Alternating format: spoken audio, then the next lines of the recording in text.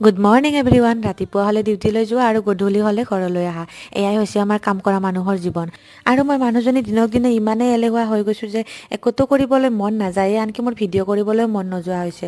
ৰাতিপুৱা উঠি মোবাইলটো হাতত লৈ 10 মিনিটমান বহি ভাবি লওঁ যে ভিডিঅ' বনাম নে নবনাম। বাৰু যি হওক, আনদিনাৰ নিচিনাকৈ অনিচ্ছা সত্ত্বেও আজিও ডিউটিলৈ আহিলোঁ।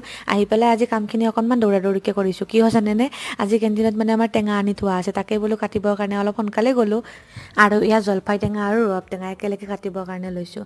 আৰু এই দুটা ৰবাব টেঙাৰ দাম 50 টকা লৈছে ভাই। ইমান বস্তুৰ দাম ন। আমাৰতো গাঁওবিলাকত এইবিলাক টেঙা এনেই খাবৰ কাৰণে পাওঁ, কিনিব নালাগে বাৰু। আৰু আপোনালোকে ৰবাব টেঙা আৰু জলফাই টেঙা একেলগে খাই পাইছেনে জনাবচোন। বহুত বেছি টেষ্টি লাগে এনেকৈ খাই। আৰু ঘৰলৈ আহিয়ে ভাত খাবৰ কাৰণে বহিছোঁ। এইখনে হৈছে আজি ভাতৰ থালি। আৰু ডিউটিৰ পৰা আহিয়ে হওক বা ক'ৰবাৰ পৰা আহিয়ে হওক, ভাতৰ লগত যেতিয়া এনেকৈ মাংস দেখা পাওঁ মন চন ভাল লাগি যায় ন। আৰু আজিৰ কাৰণে ইমানখিনি আছিল। নেক্সট ভিডিঅ'ত লগ পোৱাৰ আশাৰে এৰি দিছোঁ। সকলোৱে ভালে কুশলে থাকক। Bye bye.